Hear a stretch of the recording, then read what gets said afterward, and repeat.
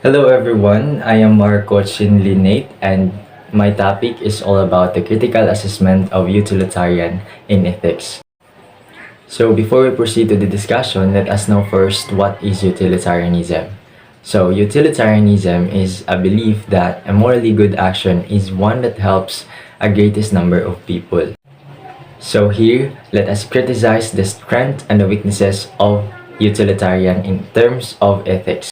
So in number one, it means that it prioritizes the vast people that can benefit a certain goods or services. So like for example, our Philippine government, they make policies, laws, acts that can benefit the citizen of this country, that can benefit us. So in number two, so utilitarian view believes that humans, we humans, we better choose what are those pleasurable things over than not. So in number three, utilitarian in ethical theory, it advocates the actions that foster happiness and pleasures and oppose the actions that can cause unhappiness and harm.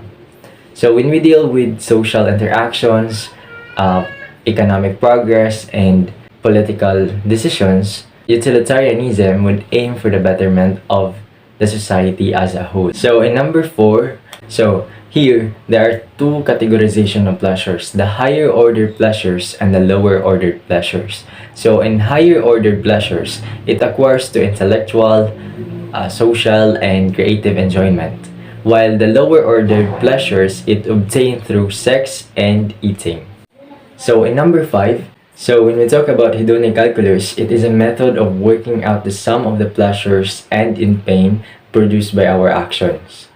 Through this method, we can be able to know what are those actions that can goes into much more pleasurable one. So in number six, we need to consider those consequences first. So way back when I was in senior high school, I remember one of my teachers said that it is important to think 8,000 times before to decide and do it by action. Number seven, so here, utilitarianisms are inclusive to everyone else's. So whether we are just an ordinary man or woman. So in number eight, so since utilitarian ethics does not judge any action as good or bad right away, but it looks for its possible consequences.